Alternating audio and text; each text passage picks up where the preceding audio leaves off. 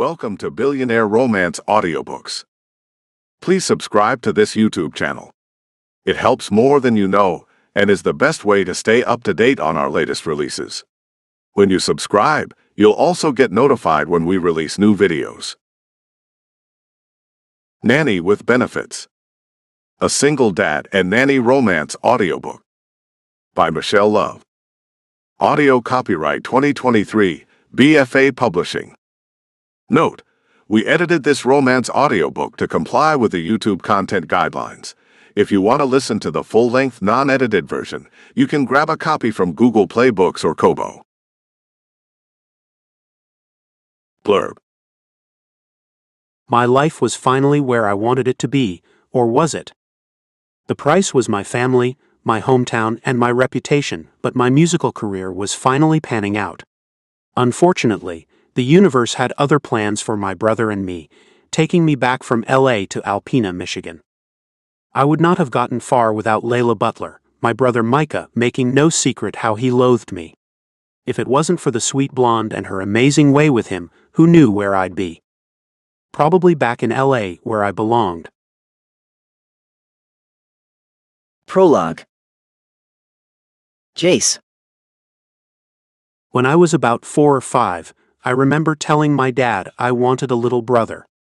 Even then, he looked at me with hauntingly chocolate eyes and shook his head like I had asked him for both of his kidneys.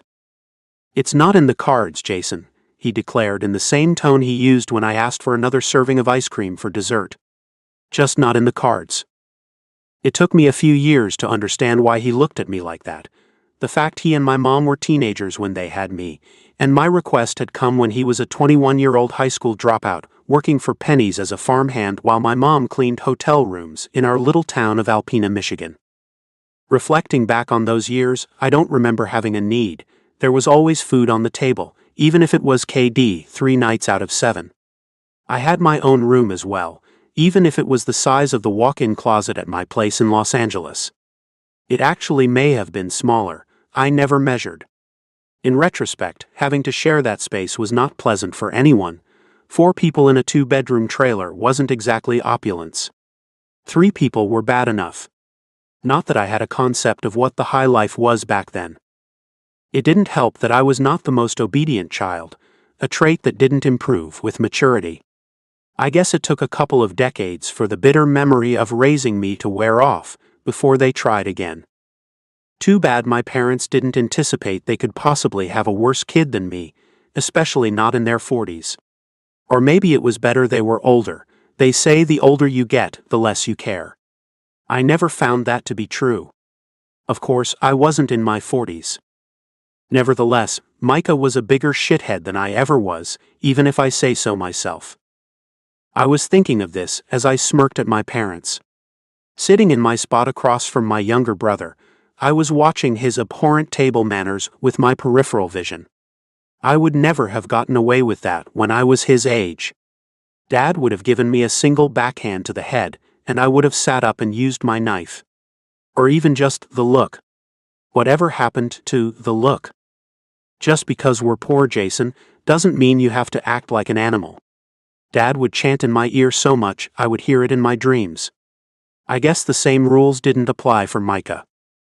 There was a decided contrast in the dining room that night. Mom had gone all out again, decorating for the season, the fading white string lights and low-playing Christmas tunes in the background, the 7-foot real pine emanating an overpowering aroma as it sparkled with glass bulbs and tinsel garlands.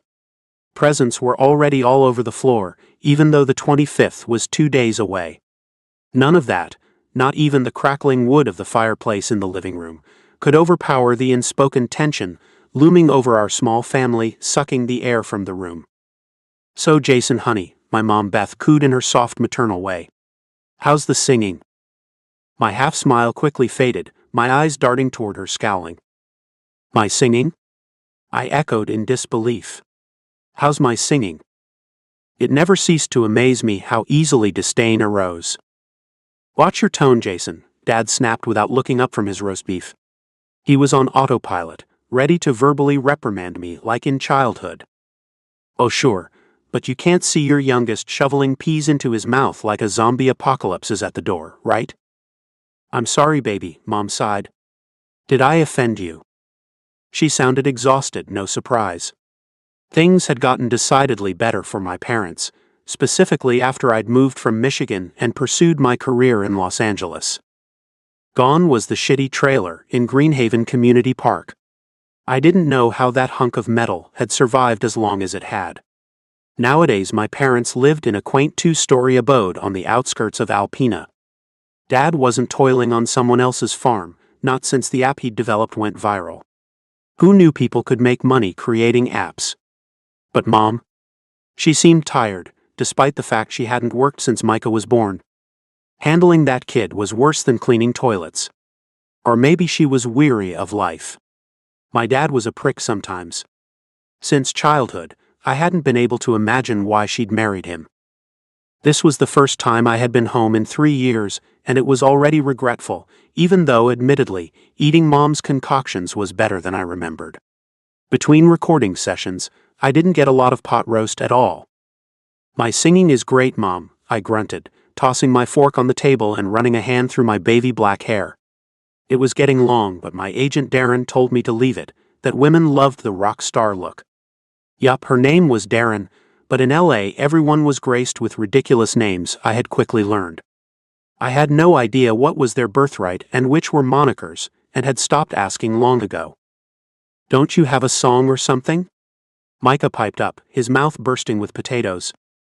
Micah, Mom chided tenderly. Don't speak with your mouth full. My brother ignored her and kept his dark eyes focused on me. He looked like Dad, like us. We all had the same jet black hair and intense brown eyes. My poor Mom's recessive blonde genes didn't stand a chance. Dad had told me once that there was native blood 4 generations back or something. I'd always maintained the school of thought that we were all mixed with something after thousands of years of war, but that's another story. Well, don't you? Micah insisted, and it annoyed me. I might have been a brat, but never that rude.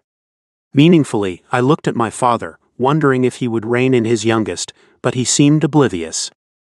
The baby really gets away with everything. I have a few songs, I retorted. My latest single is climbing the charts. I told my family about my success. Leaving Alpena had been the best decision. There was absolutely nothing for me in that one-horse town.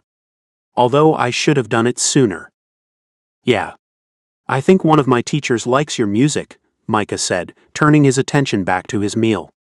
It stung me that my own brother didn't care if I made it huge in the music industry. Against all odds, a poor kid from nowhere, Michigan, had made his way into the daunting world of rock, and here was my punk brother, making me feel like a nobody. I shouldn't have come home, Christmas or not. I shouldn't have succumbed to my mom's wistful emails and guilt trips.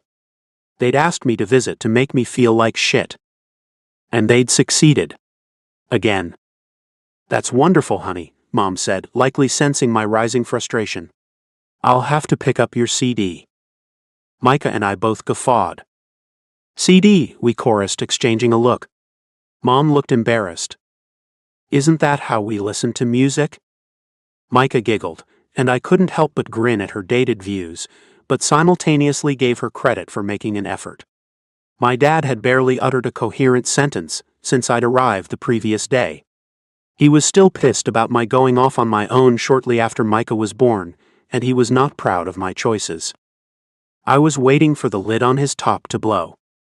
So that's it, Dad said suddenly, raising his head for the first time.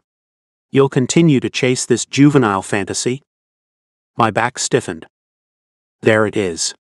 It didn't take him long. Gary. Mom gave my father a warning look, but it was too late. He was there. To his credit, he probably had held out as long as he could. Fantasy. Making 6 figures a year is not a fantasy. Dad stared at me, the contempt on his face unmasked. It was hard to believe we were only 17 years apart. He was like an old man to me, even in adulthood, even at the age of 30. In LA, I had friends his age, but they were nothing like this judgmental, glowering bear that looked at me as if he'd caught me skipping class. No matter how successful I become, I'll always be the same kid to him. And what? You're going to be like Keith Richards? He insisted, disdain in his voice. Is that what you think?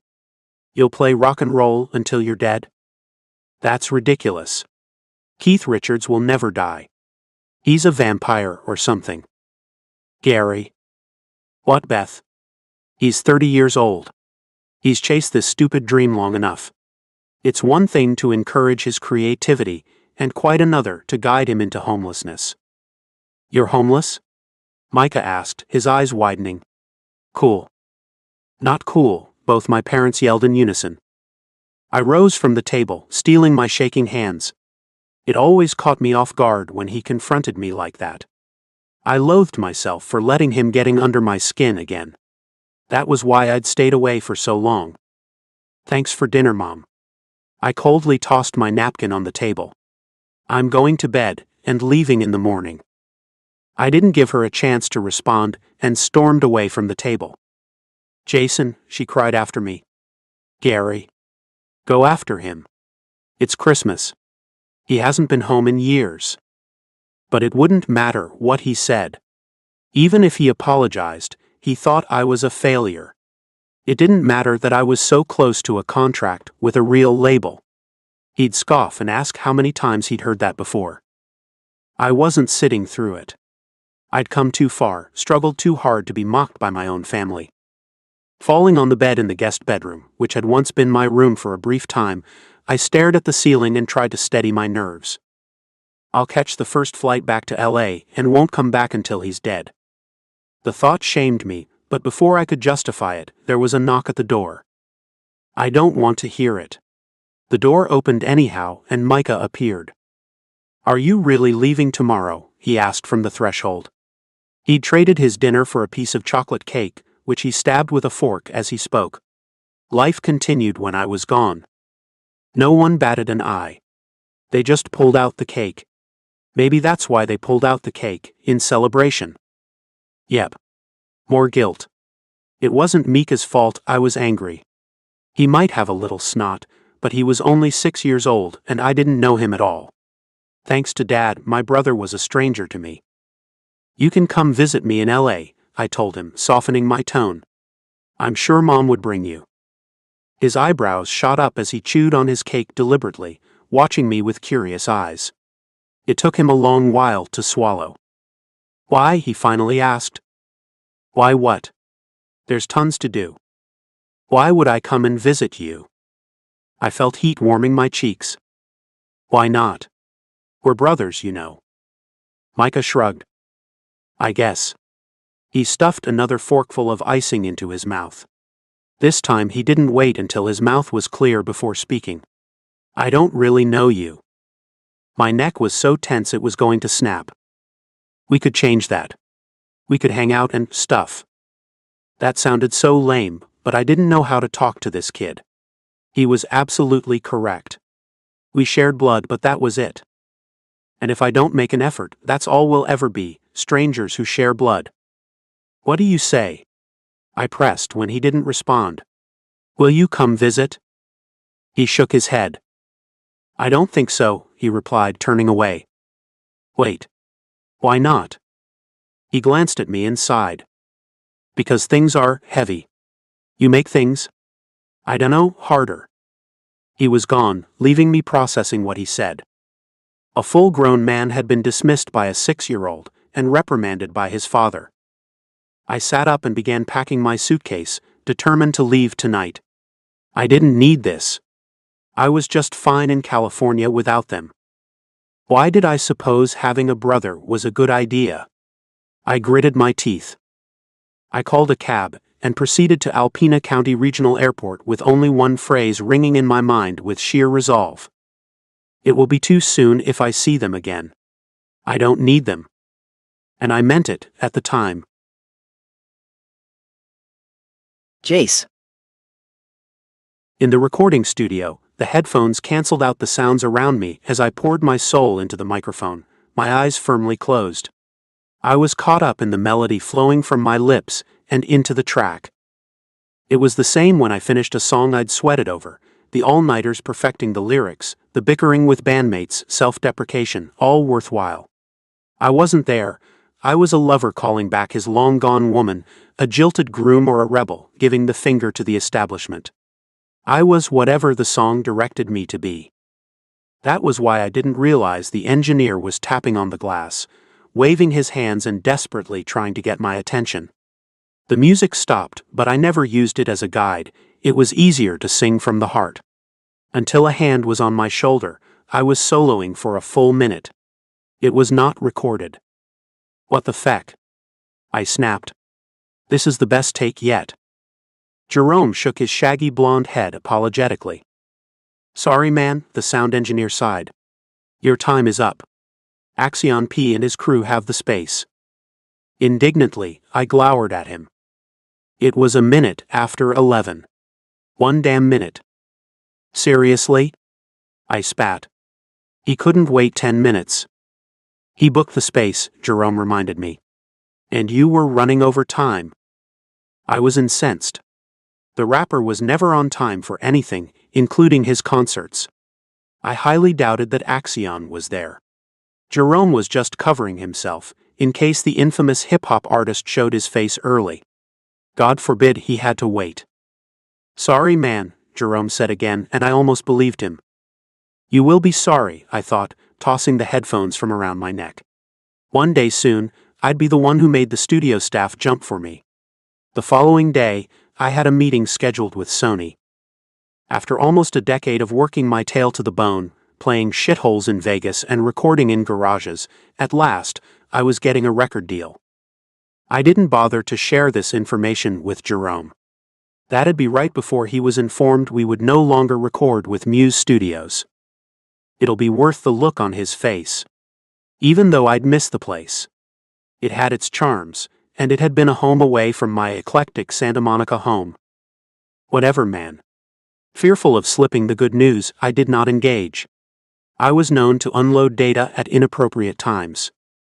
I grabbed my electric guitar and packed it, careful not to catch my fingers in the heavy casing before locking it. You can leave that, man, Jerome said, sounding alarmed when he realized I was taking it with me. You're back tomorrow, right? Maybe. I didn't bother to look at him, stalked toward the door and moved down the halls of Muse fuming. There was no sign of Axion or his crew. Such trash. You gonna punch something? A voice chirped when I jabbed the down button for the elevator. I grimaced, seeing who it was. You would know what I look like when I'm ready to clock something. The day was getting worse by the minute, and it wasn't even noon. I should have looked both ways before leaving the sound booth. Miguel was always lurking around. It's just one more reason to get the hell out of Muse. Good riddance to all you jerks. Probably, I conceded. Are you offering your face? Miguel snickered and cast a sidelong look as he approached. Thankfully, I still made him uncomfortable. I caught your vocals earlier. You're sounding really good, Jace. This album will be your best. Sony thinks so. Thanks. Damn, it was hard to be civil to that prick. The stainless steel doors opened and we stepped onto the lift. Miguel punched the lobby button as we stood in silence. It was strained, undoubtedly. Life was different in LA than the rest of the country. Things regarded as taboo to ordinary folk were commonplace behavior to Los Angelinos. Miguel, the bassist in my band, had been the first person I'd really bonded with in LA. Unfortunately for me, Teresa, my girlfriend of 6 months, had bonded with him too. Miguel had decided, for the sake of the band, that he should seek other ventures after their fling had come to light, but I saw him in the studio more often than was agreeable. There hadn't even been an apology, neither from Teresa nor Miguel, like I was overreacting and better grow thicker skin to make it in the cutthroat world I'd chosen. Who knew? Maybe they were right. They had taught me a valuable lesson about trust and how not to have any. As a result, I played nice with Miguel, but couldn't help but distrust all the other bandmates too. Who else Teresa had been with? I mean, she'd sworn it was only once and only with Miguel, but I didn't believe her, not when Miguel looked at me like he knew something I didn't. Or maybe I was paranoid. LA had a way of making people loopy. The doors slid open and I shoved past Miguel before he could move, A fleeting sense of satisfaction that I made it out first, but I realized how stupid it was to feel smug about something so petty. If you're going to feel cocky about something, feel cocky about your meeting tomorrow. Nothing can destroy that feeling. It was a crisp morning. Thanksgiving was just around the corner, and the air had a slight chill. Overhead, rain clouds slowly began to form over the valley in a depressing gray, and I idly wished I had a sweater. I grabbed my key fob and unlocked the 2014 Audi I'd bought a couple years back, my closest thing to a new car. I reminded myself I'd be getting a BMW any day, as soon as that deal was signed. Before backing out of my spot, I gazed at the studio, a steel structure with no warmth or personality.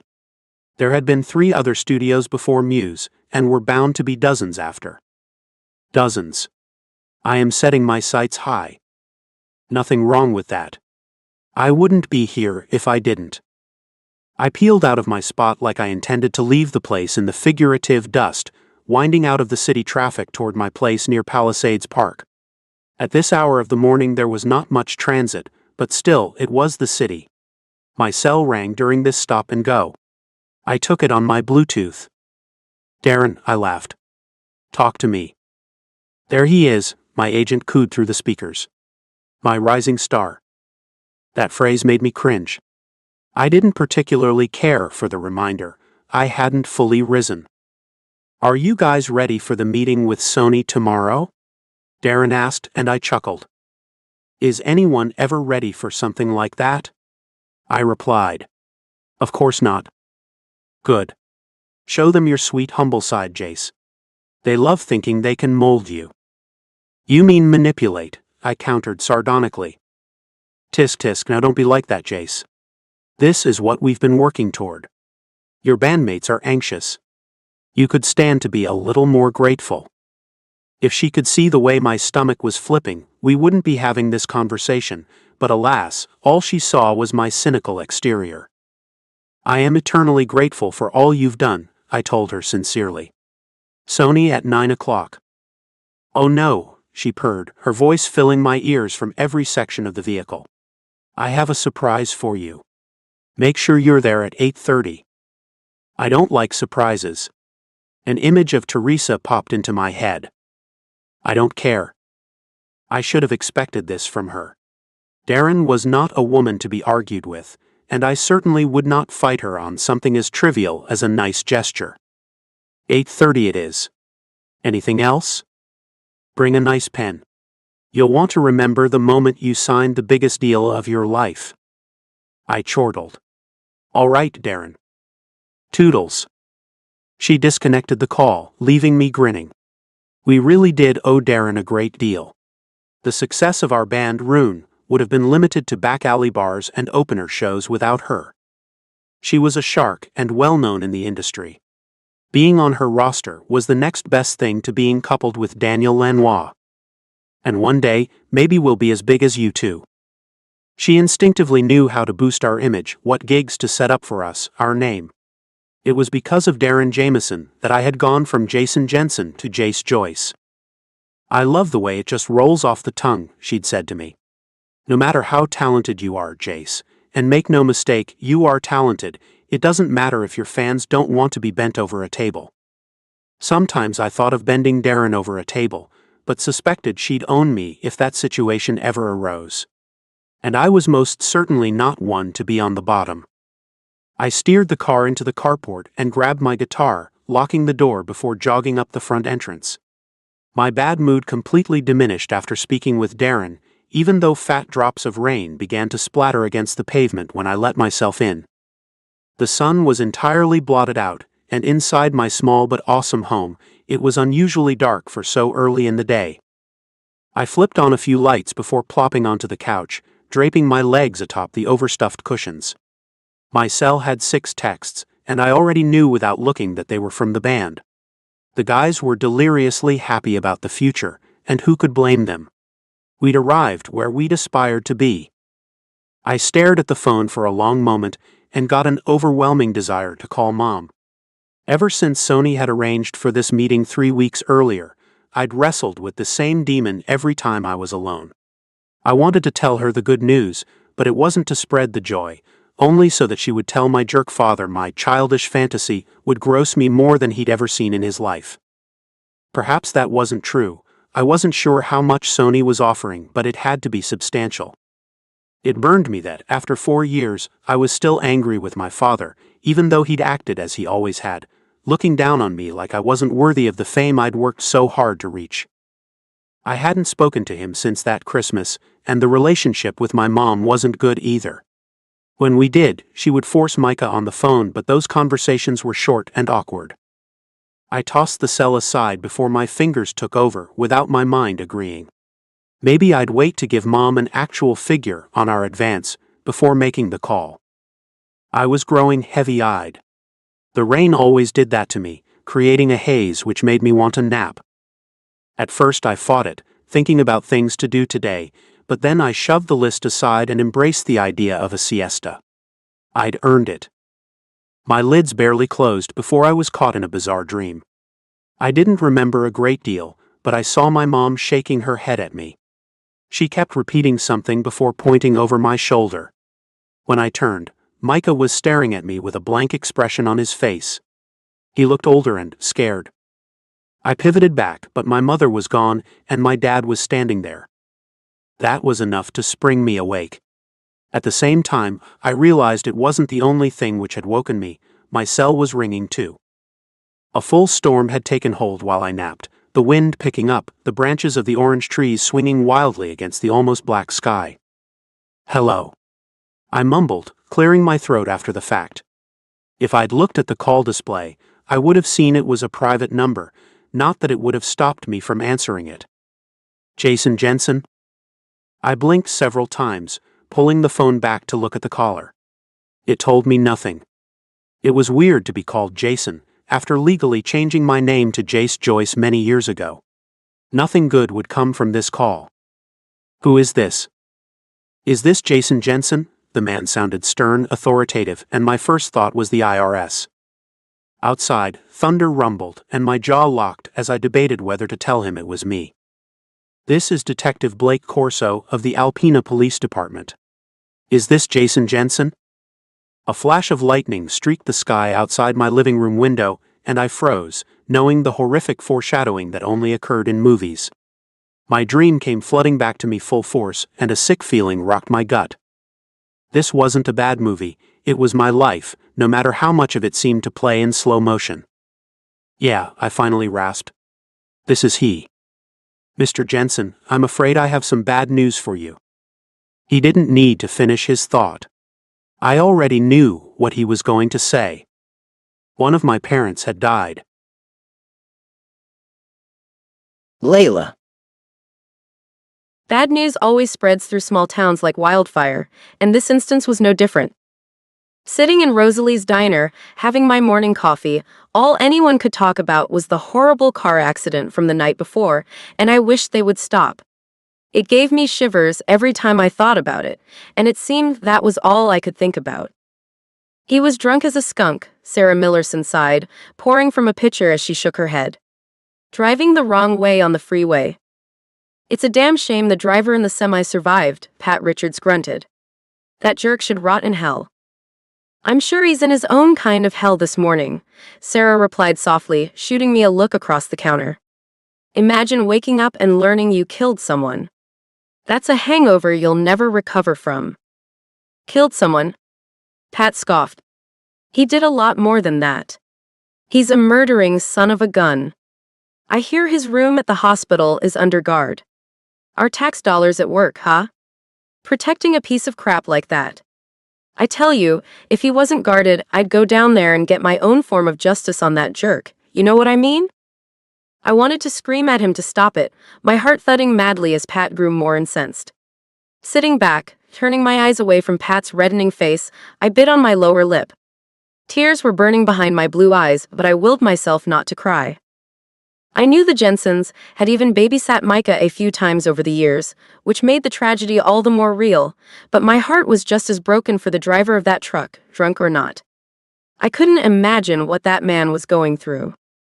It's easy for Pat to judge the man, but I've seen him get behind the wheel after having a six-pack or more. It could just as easily have been Pat who made that fatal mistake. Of course, these were not things I said aloud. I wasn't looking for a fight, not then and not ever. Layla Butler wasn't known for speaking her mind. I was more known for my quiet manner, a tender smile, and keeping the peace. Except there was nothing peaceful about Rosalie's this morning, and the negativity was overwhelming. More coffee, hun. Sarah appeared before me, coffee jug in her weathered hands. No. Just the check, Sarah. She nodded, casting me a final, worried gaze, and headed for the till. I grabbed my jacket from the neighboring stool and threw it over my shoulders. See you, Layla. Pat called after me, but I only waved at him without turning so he didn't see my expression. I wasn't much known for my poker face, something Sarah noticed when I stood by the register to pay. You shouldn't take these things to heart, hun, Sarah mentioned softly when I handed her a $10 bill. There is nothing you can do about it. Doesn't make it any less heartbreaking, I muttered. Keep the change. She yelled out a thank you, but I was already out the door and halfway to my Jeep. I was pushing it for time, having spent too much of my morning eavesdropping on the regulars as they talked about the accident. Accident. What a pathetic word for what happened. The whole thing could have been avoided with a little foresight. I was far too distracted to drive, and when I pulled up in the employee lot, I was glad I'd made it in one piece. I hoped the conversation at work wouldn't be the accident, but the upcoming day didn't give me a good feeling. Turned out I was right.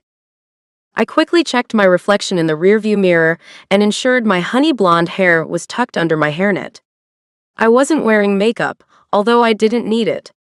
The freckles that had haunted me since childhood had diminished to a gentle dusting over my nose, but I had been lucky enough to keep my youthful complexion. I looked tired, though, a slight darkness shadowing my usually bright eyes. It didn't matter. I had no one to impress at work. No one to impress at home either, I reminded myself dryly. Also not known for my social life. Yeah, I wasn't known for a lot of things. I pulled my keys from the ignition and started toward the side entrance. As I approached, at least 50 day shift workers were milling about, chattering amongst themselves. Some had cigarettes dangling from between their lips, while others were scowling, peering at Waxman Textiles, infuriated. What's going on? I asked one of my coworkers. Our shift starts in 5 minutes. Why is everyone out here? We're locked out, Robin grunted. What? It didn't make any sense. Most of us had worked here for years. If there was some kind of problem, we would have at least gotten an email, wouldn't we? On a whim, I pulled out my cell and checked my emails for an update, but there was nothing that indicated why we were standing around like fools. I moved toward the door and pulled on it, feeling silly when it didn't give. Obviously, it had probably been done before. What a cowardly shithead thing to do, some guy yelled. I think his name was Thomas. He looked like a Tom. Don't jump to conclusions, I said, holding up my hand. I could feel tension brewing from a mile away, and the last thing I wanted was to be in the middle of a riot, especially without all the facts. What else can it be? Tom shot back. They ain't giving us a paid vacation. Suddenly, the side door opened, and in a swarm we marched toward Brad, the day manager, a rush of inquiries filling my ears. What's going on? Are we working today or not? Is there a setback? What the hell is this? In a flash, Brad slapped a piece of paper on the door and ducked back inside. A weird silence followed his departure, and I was left dumbly staring at Robin. What does it say? Someone yelled, and again we all swept forward in a wave, craning our necks to read the notice Brad had pasted to the door. You have got to be shitting me. Tom howled. They're laying us off. Just like that. No notice, nothing. An uproar began, and I wanted to get out of there before shit started flying. I backed out from the angry mob of workers, retreated to my car, and observed from there. My heart was hammering in my chest as the gravity of what had happened struck me. I was unemployed. 1 minute, I'd had a comfortable job, a guaranteed paycheck and insurance benefits. The next, I was locked out and left for broke without so much as a handshake and good luck. Look at them, I thought grimly, watching as the workers began to pound on the entrance. What good will this do? I couldn't sit around gaping at my workplace all day, but it was like a train wreck, and I couldn't look away until my cell rang several minutes later. "Hun, did you just get locked out of Waxman?" My mother crooned in my voice. She sounded as stressed out as I felt. "Yeah, how did you hear about it so fast?" She sighed heavily. "It's a small town, Layla." Jake Watts called. "He's livid. He has 4 kids to support." I closed my eyes and shook my head. We weren't unionized. There was nothing we could do unless we hired a lawyer to clap back, and Waxman must have known we had no means to do that. How can we when the pay was minimal? "This day is a write-off," I asserted, and Mom soundly commiserated. "Come over, sweetie. I'll bake a pie." I laughed. Her solution to everything was baking or cooking. My mom was a quintessential housewife. That classification was derogatory in our ever-changing society, but she'd have said the same thing. Nothing made her happier than caring for her husband and kids, even though we were all grown and living on our own. She'd married my dad just out of high school and spent her life caring for the 4 of us, working not a single day. What was peculiar in today's world came naturally to Mom, like she was from another era. It didn't bother her in the least that other women had full-time careers. In her mind, being at home with her family was the right thing to do. All she needs is a gaggle of grandkids to spoil and she'll be content. My sister Kat was a newlywed, and my brother Ryan had recently married as well. I knew kids were in the near future. I ignored the stab of envy and refocused on what Mom had suggested. I considered her offer. My day was freed up, after all. What else could I do but go home and stress about being unemployed? And she baked a delectable pie. "All right, Mom, I'll be there in 15. Outside, a real riot was breaking out, and my jaw clenched as I watched my colleagues hurling random items at the building. A part of me wanted to stop them, but the meek side of me won, as always. Conflict was not my thing, and conflict resolution was hardly my specialty. What could I possibly say to a bunch of desperate people to make them stand down anyway? "Hey morons, they've got the property damage you're causing on camera. Tom, you can't break into the building with a cinder block." It was better to just opt out of here. I backed out of my space and left the lot, my eyes darting worriedly to the rearview mirror. Security joined the assembly. Thankfully, I was the hell out of there. A criminal record was not on my list of wants, my prospects were bleak enough as it was. It took me less than 15 minutes to get to my parents' place. Only after I parked in front of the perfectly manicured lawn did it dawn on me that I had defied all the speed limits, putting as much space between me and the factory as possible. My heart was still beating fast as I made my way up the flagstone. A light snow had fallen overnight, and it dusted the Thanksgiving decorations Mom had put out.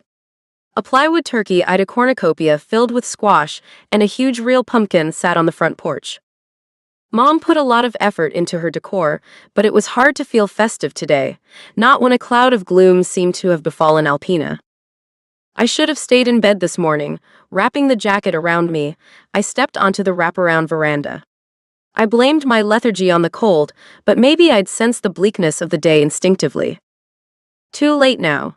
I was facing whatever was in store for me. Mom must have been watching from the window, because the door flew open the second my foot hit the landing. She peered at me with worried blue eyes. "Oh, honey," she said sympathetically, extending her arms to me. "Come here." Instantly, I threw myself into her arms, relishing the warmth of her bosom. My feelings shone clearly on my face, no matter how hard I tried to hide them. "It's fine." I didn't separate myself from her embrace. "I'll find another job." "Of course you will." Carla Butler conceded firmly. "You have many talents." Sometimes I wondered how she managed to lie with such a serious face. The fact was, I didn't have many talents. I'd graduated high school, but much to my dad's chagrin, I'd never attended college. "You're the only one who did not go to college," he protested. "Why not?" "Because I don't know what to do with my life, and will not waste your money on a degree I might never use." "Layla, a college education is important. At least a trade school like Morris." I'm not going to be a mechanic like my brother, Dad. No, I thought with sarcasm, pissed for not listening to my father 5 years ago. Instead, I'll work a menial job and get laid off on a whim. That is a much sounder plan. Waxman had been the first and only job I'd ever had. It had been supposed to be something to guide me to where I wanted to go, but what direction was that? Even still, I had no idea. Come on, sweetie. Help me cut the apples. We untangled from one another, and I followed my mom into the kitchen. Whoa. Are you opening a pie shop? I asked, noting the pile of apples on the kitchen island. I'm making a few pies, she replied defensively. I'm taking them to the neighbors, and... To my astonishment, she bit her lower lip, blinking back some tears. It was not difficult to surmise where my heart-on-the-sleeve responses were from. Mom could cry at the drop of a hat. She could full-on sob at cat food commercials. Mom. What's wrong? I demanded, rushing to her side. Why are you crying? Oh, she uttered, waving her hand and blinking rapidly. It's just so sad. I'm making some pies for the Jensens. My back tensed and I parked on a stool at the counter, nodding slowly. I see. Because the entire topic was too painful, I did not insist but had to know, and if anyone had an answer, it was Mom. What is happening over there? She looked at me in shock, her eyes widening. You didn't hear about what happened?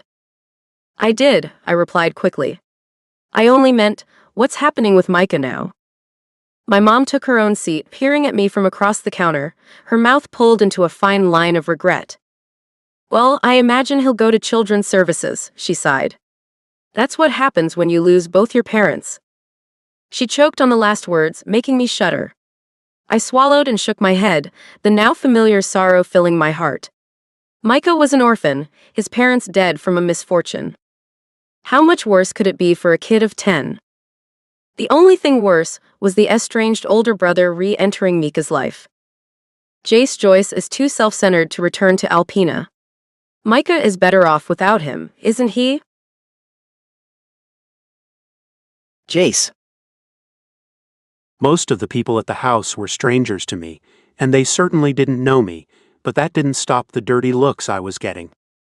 My parents' neighbors and friends filtered through the house, mumbling empty platitudes into my ears, but I didn't hear it. I was still in shock, stunned this had taken place. It was a drunken truck driver who hit them, Mr. Jensen. He was on the wrong side of the interstate as your father was driving. He tried to swerve, but death was instant. Fortunately, Micah was at a sleepover, make arrangements. What the cop said still flittered in and out of my subconscious. Most of it was baffling, partly because I wasn't there in mind at all. My thoughts wondered why I hadn't made amends with Dad when I'd had the chance to make things right. Why had he always been so damn stubborn? I didn't even bother to answer the door when someone rang the bell any longer. The kid who I assumed was my brother did that, although I wouldn't have recognized him on the street if I'd seen him. Micah looked nothing like the 6-year-old I'd left behind almost 4 years ago. However, he looked like the young man from my dream. The premonition stayed, hovering over me like an umbrella, and every time I closed my eyes, trying to block the outside world, it would flood back in a torrent. The kitchen my mom had loved so much was overflowing with casseroles and roasts, pies and breads. It appeared like a buffet had vomited inside. The smells of the food made me nauseous. I wished people would stop coming in, but in a town the size of Alpina, peace wasn't something easily found. They meant well, but I wished they'd do it somewhere else. Just lock the damn door. I finally snapped at Micah, my nerves stretched to their breaking point. No more people. He looked at me with blank eyes, and the expression slightly chilled me. There was no emotion in his face, nor any sadness or depression. It was like he was elsewhere, and his body moved around on autopilot. You lock the damn door, he snapped back. Even though I'd started it, his attitude jolted me. Without a word of rebuke, I rose from the chair and approached the front door, hoping to close it before another person came by offering condolences, but of course I wasn't so lucky.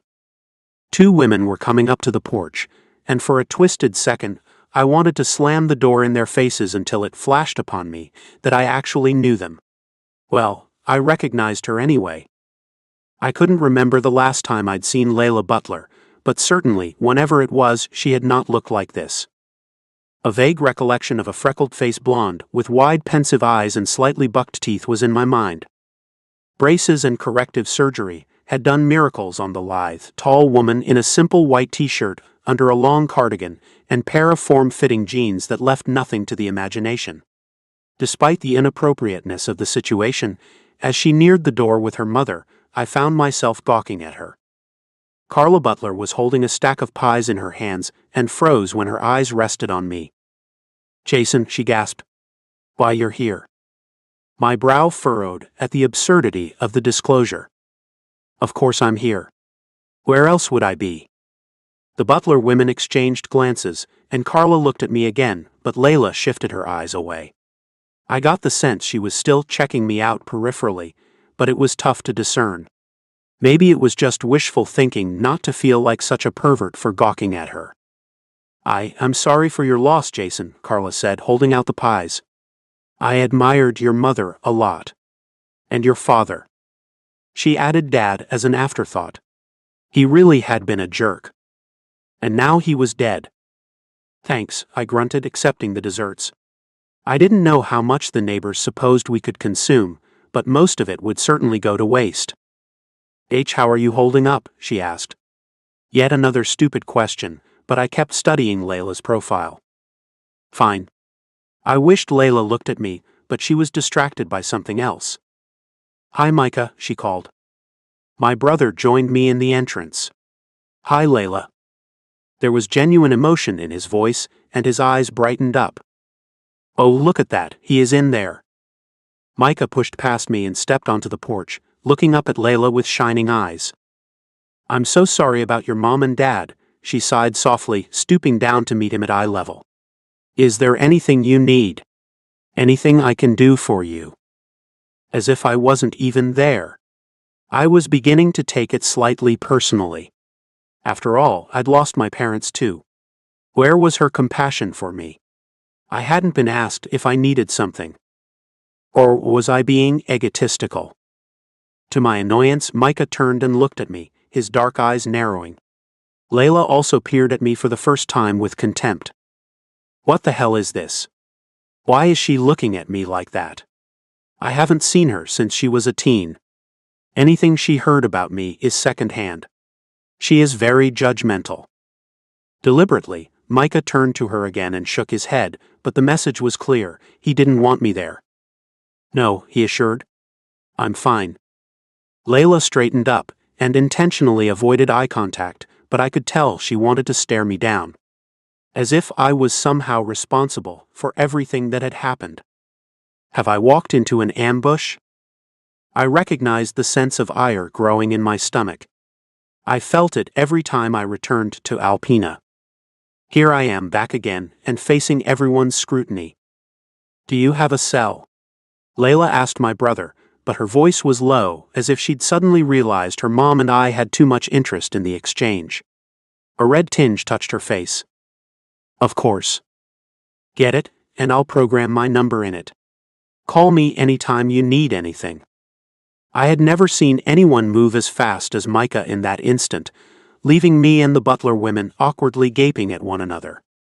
Carla nervously cleared her throat and shot her daughter an odd look. "And Jason, of course you can call us too," Carla offered lamely, but decidedly the sentiment did not extend to me. "Sure," I grunted. "Thanks." "Have you made arrangements for the services?" Carla asked timidly. "We would like to pay our respects." I nodded.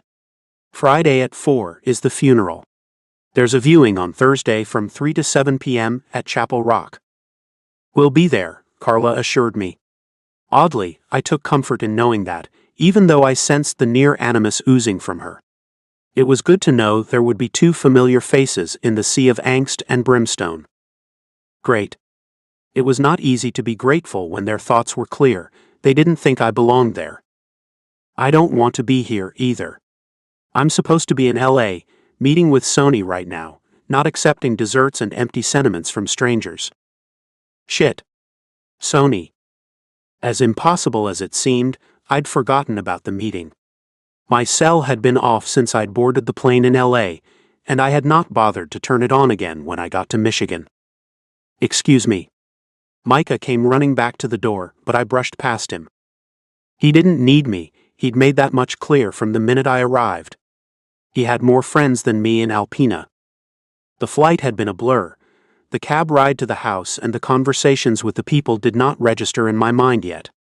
Not a single person cared enough about me, but slowly the haze was lifting from my eyes, and I located my cell in the pocket of my jacket. I needed to touch base with Darren at the very least. The rest of the band could wait.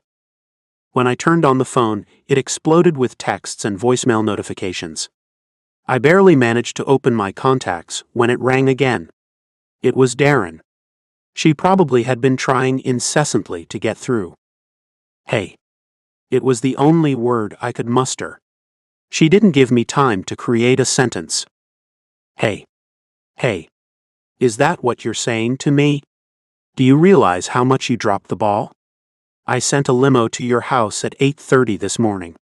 A Hummer, Jace, fully stocked with a... My parents died last night." At least I knew what her surprise was. Too bad I couldn't muster the least bit of excitement. The silence which followed could have been cut with a knife. I fell back on the bed in the guest room, blankly staring at the ceiling. Out of the blue, the reality hit me like 1,000 tons of mass.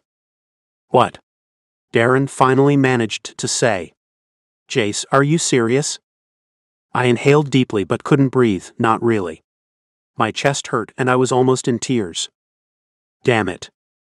I gritted my teeth together, trying to catch my breath. "Jace, are you there?" "Yeah." The word barely managed to get out. "What happened? Where are you?" "I'm in Michigan. The funeral's in a couple days." "Christ, I am so sorry, Jace. Obviously if I'd known, I wouldn't have gone off on you. Why didn't you call me?" The answers couldn't formulate, my mind wasn't working that way yet. "Can you do me a favor?" "Anything. Do you want me to come down there? Do you need me to make arrangements? Tell me." No. The last thing I wanted was for her to come. The next few days were inconceivable, and Darren shouldn't see me in pieces. In her presence things were purely professional, and there was no cause for her to see me unstable, no matter the circumstances. "No," I said again with less emotion. "Just tell the guys what's up. Did you go to the meeting today?" "Never mind the meeting." The answer filled me with dismay. It was enough. I'd messed the opportunity, the one we'd been busting our asses for. The guys would never forgive me. "Will you do that?" I was floating again, somewhere else, somewhere by the ceiling. I barely recognized myself, lying there on the bed. There was no semblance of the brooding rock star. Suddenly, I was a little boy who'd lost his parents, making sense of everything that was happening. "Of course I will," Darren sighed. "Are you sure you don't want me to come out there?" "I'm sure." "Okay, Jace, if there's anything you need, anything at all, I'll be in touch. My phone may be off sometimes." "I won't bother you. Call anytime." I nodded, even though I knew she couldn't see me, and disconnected the call without saying goodbye. Remaining in my spot, looking at the white swirls on the ceiling, trying to make sense of the lot. The more I thought, the less coherent my life seemed. A knock on the door shifted my attention, and even though I didn't answer, it opened anyway. Carla Butler stood at the threshold, looking uncomfortable. "Jason?" I turned my head toward her without sitting up. I thought about telling her my name was Jace, but it wasn't worth the energy. She didn't care what my name was anyway. "Layla and I are going to stay for a while, if you don't mind. Micah has asked us." My body heaved into a vertical position. "No need for that. We've got this." "Well, you have a visitor," Carla announced. "So? People have been coming in and out all day." "No, Jason, this is someone different." Why was she being so enigmatic, and not saying what she wanted to say? "Mrs. Butler, with all due respect, my headspace is not ready to play 20 questions. It's your parents' lawyer." "What?" Not that I had experience in these matters before, but it seemed an odd time to be discussing the estate, didn't it? My parents weren't even out of the morgue yet. Now? Carla looked at me awkwardly and lowered her eyes. This needs to be dealt with sooner rather than later, Jason. Again, I wished she'd speak in layman's terms for my overwrought mind. She seemed to sense my chagrin, but when she spoke again, the world turned that much darker. Custody of Micah, Jason. Your parents named you his guardian in the event of something like this. Layla. I wasn't happy about staying at the Jensens, but what choice did I have, really? Micah wanted us there, and the lawyer had insisted on seeing Jace. It wasn't good for the boy to be alone, even for a few minutes, not when his grief was so fresh. Jace and the attorney were downstairs in the living room, while I stayed with Micah in his room.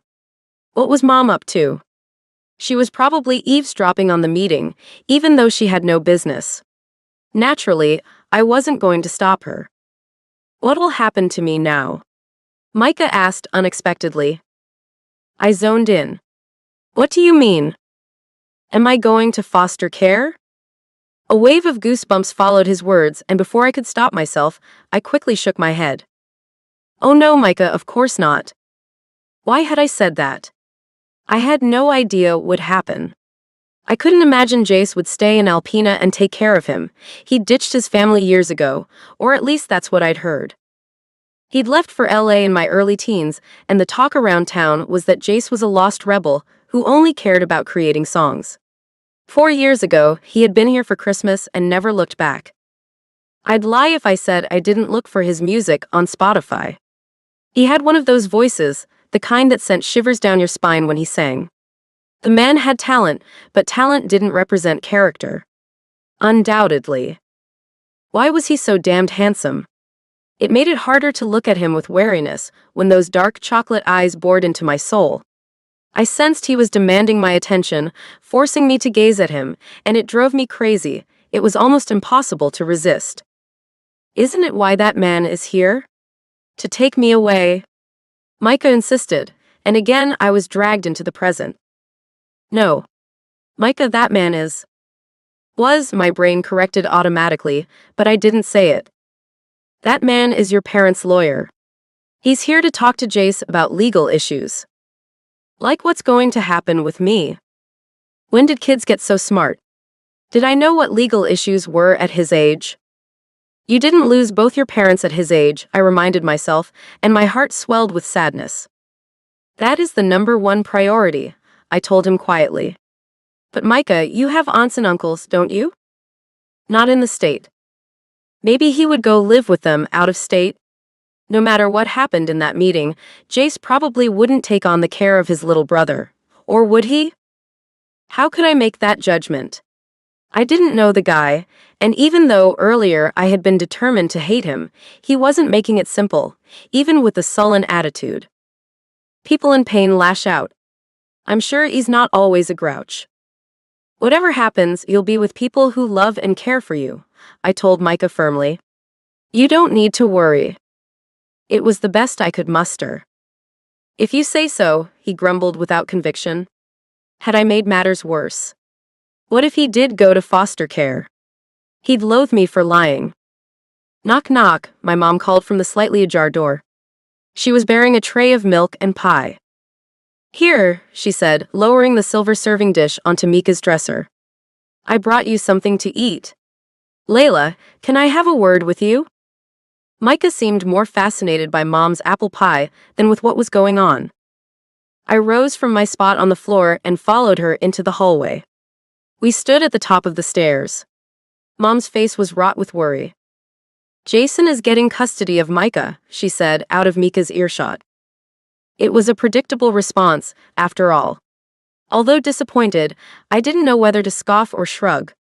I'd hoped for better for him. I'm surprised Beth and Gary named him guardian, I offered. Considering how they felt about him. I'm not. Mom wanly smiled at me. There is no greater bond in the world than that of siblings, she gently explained. They share the same DNA. Who better to take care of Micah than his own brother? Like it or not, they're an extension of the same people. Although she had a point, it was hardly the reason to dump a little boy on a stranger who couldn't sit in one place. Jace doesn't know Micah. I exploded, feeling abnormally angry. Micah doesn't want to live with some misanthrope. That's what I'm saying, Mom sighed. Jason is not a stranger, even if they've been estranged. Gary and Beth knew what they were doing. You think so? My back stiffened as Jace appeared on the landing, his face crimson with anger. I hadn't even heard him coming up the stairs. Ashamed, Mom and I exchanged glances, and then examined the floor. You think leaving a 10-year-old kid with me is knowing what they're doing? Because I don't see it that way. His eyes flashed with indignation. I see it as my father slapping me in the face one last time from the grave. He thought his own father was sticking it to him, as if providing comfort and stability to Micah was some great punishment. The only comfort he's worried about is his own. That's why he's so angry. This is all quite a shock to you right now, Jason, Mom started to say, but he scoffed and threw his hands up. You don't know a thing about my life, Carla, he barked, turning his back to us. Just because you heard my parents' side doesn't mean you know the first thing about me. My name, for example. It's Jace. Jace Joyce. He bolted back down the stairs, leaving us staring at one another. A combination of pity and anger filled me. You should talk to him, Mom suggested, and I chuckled dubiously. Me? Why? I have no recommendations. I'd likely aggravate him more, if anything. And it might not even upset me. You're removed from this, Layla. He won't see you as the enemy. He's hurting right now, and he needs someone to talk to. He's not snapping because he's mad, he's snapping because he's in pain. It's the first stage of grief, dear. Go talk to him. Why had I become this person? The look in my mom's eyes left little room for argument. The man had just lost his parents and learned he was responsible for a 10-year-old. I should cut him some slack and muster up some compassion, even if I wanted to reserve it all for Micah, who deserved it more. Fine. I found Jace staring blankly out the kitchen window. He didn't see me at first, as I admired his chiseled, scruffy profile. The gray light of the afternoon was fading into evening, the days getting so much shorter. Thanksgiving was next week, and I wondered if Jace had anything to be thankful for. By the look on his face, he didn't seem to feel blessed. His jaw was locked in place, and his dark eyes were glowing with intense emotion. Why was my heart doing this? Are you going to stand there gaping at me, or did you come down here for a reason?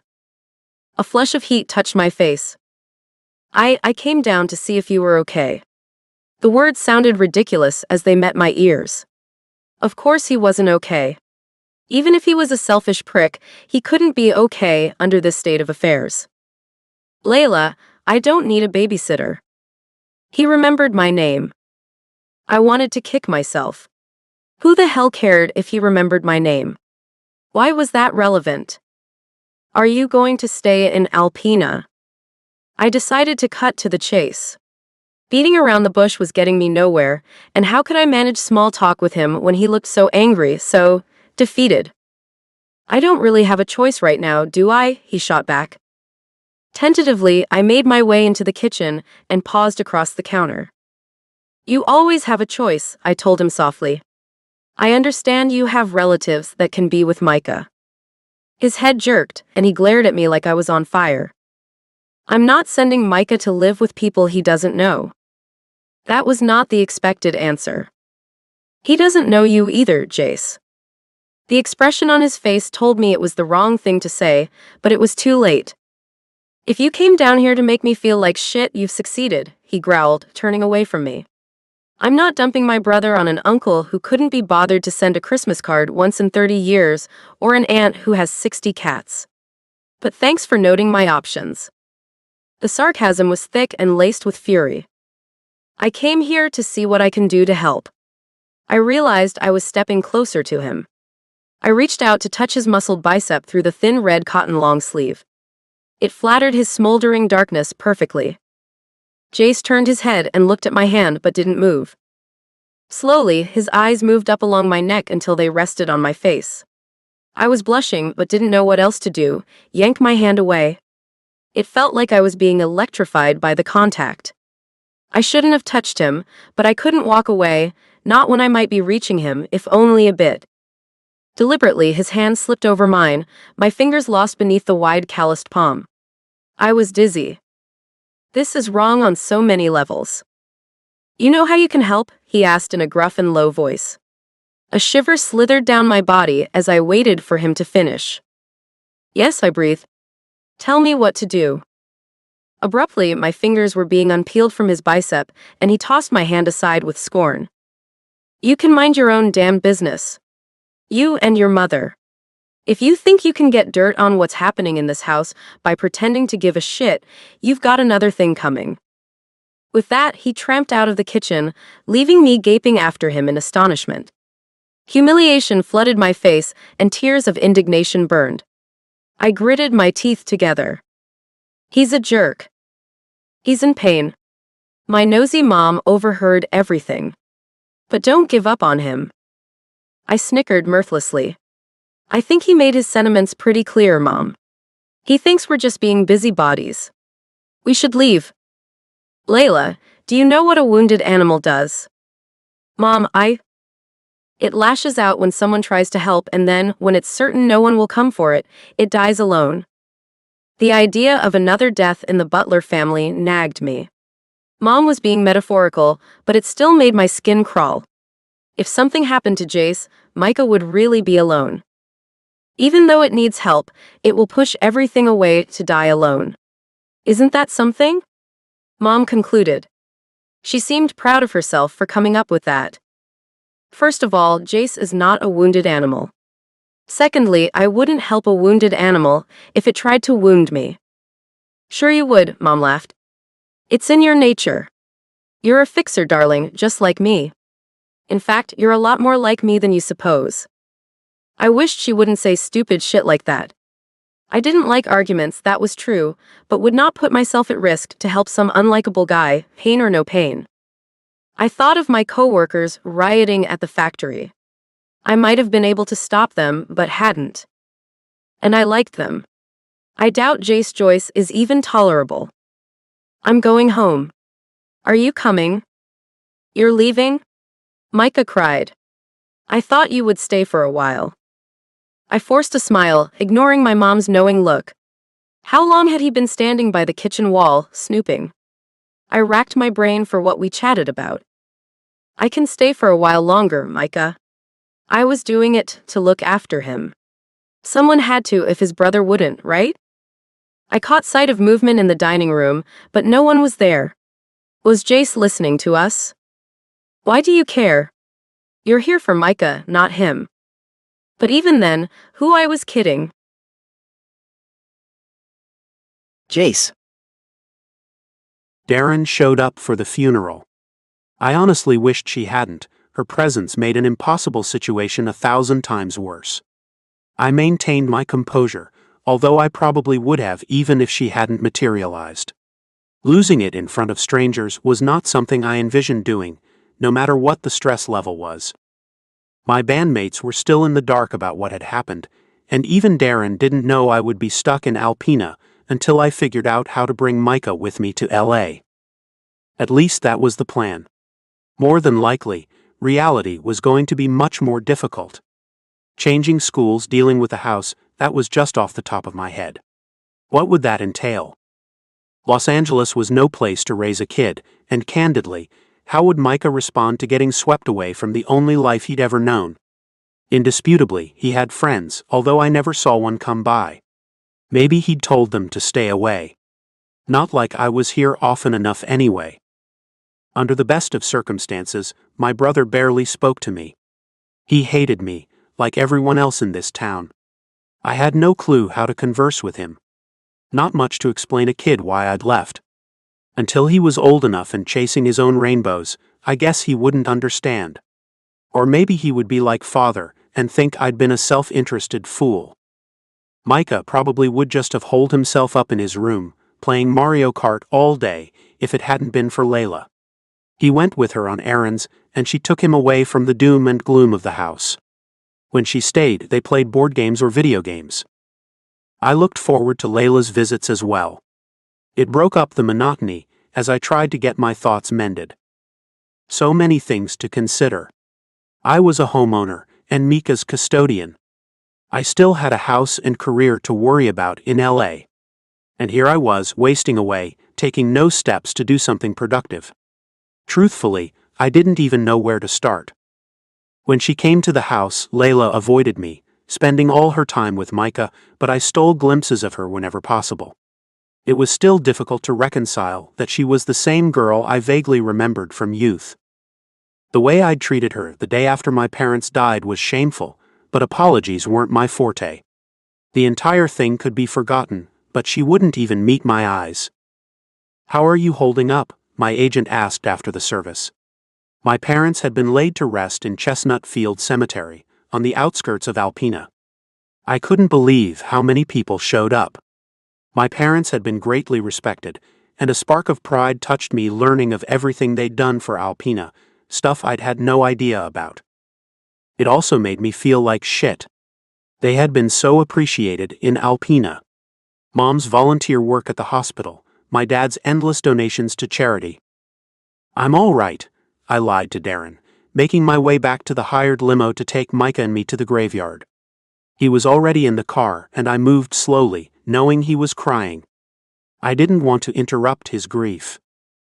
It had finally hit him, and he couldn't keep it together. He screamed at me to leave him alone before retreating into the car. He's so much like father, so much like me. He wants no one to see him in pain. That might not be a good thing, but I was at a loss on how to handle it. I knew music, not parenting. What to do with a little brother who was determined to hate me.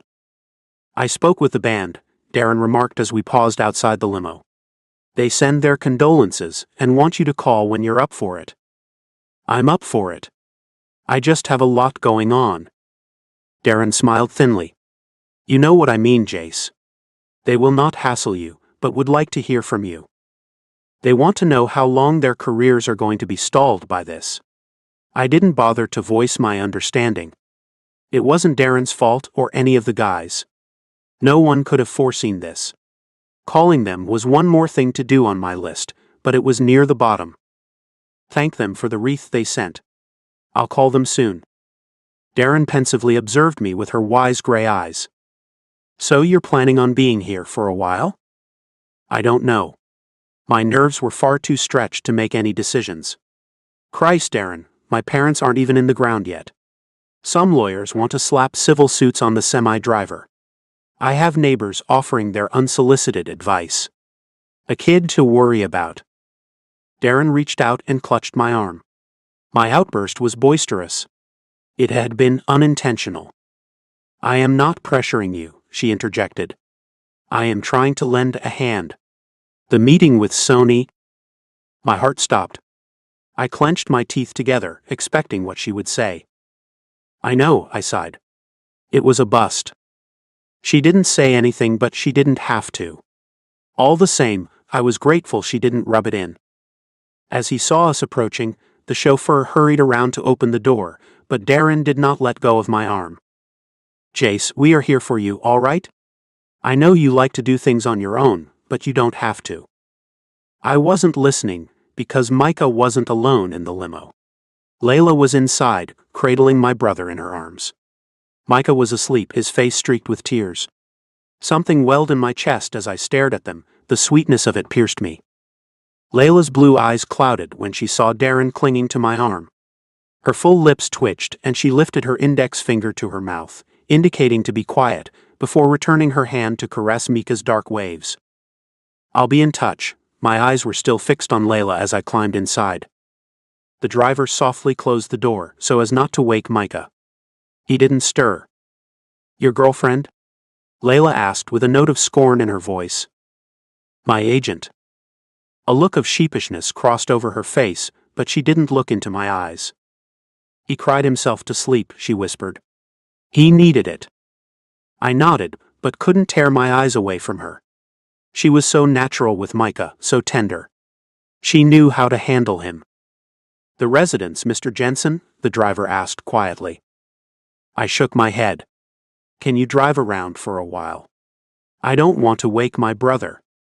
That was only half of it, really. I really wanted the time with Layla. I was seeing her in a completely different light. Maybe she wasn't a nosy neighbor criticizing me, but someone on my side. It was a foreign feeling, and not one I easily embraced. My mom's sister, Helen, and my dad's brother, Fred, were staying at the house so they could greet everyone coming to the reception. No need for Micah and me to hurry back. How are you able to visit every day? I asked. Don't you work? I shouldn't have said it like that. My diplomacy skills sucked. Layla frowned but shook her head. I just got laid off from Waxman. My brow furrowed. I'd heard something about that. The textile plant had locked out hundreds of employees without notice. Right before the holidays. Classy. How long had you worked there? 5 years. Layla Butler did not seem like someone working in a factory. She appeared overly exquisite. That sucks. Yeah. She chuckled. A minute of awkward silence ensued. Any thoughts on what you'll do for work now? She eyed me, her fingers lacing through Mika's hair. For a weird second, I got jealous of my baby brother, wishing to lay my head in her lap and let her do the same to me. What would she do if I tried? Probably slap me. I'm searching. It's always tough to find work during the holidays. Her tone confirmed the job market in Alpena was not good. As the vehicle moved smoothly along the road, my mind was formulating a plan as I gazed at Layla's face. She called me on it. Why are you looking at me like that? I'm just thinking. Can you think without scanning me? I grinned and sat back in the seat. So what about you? She asked when I didn't speak again. What are you going to do with your livelihood? My grin faded instantly. That's a matter for another day, I shrugged. Your songs are really good. I was taken aback. You listen to my songs?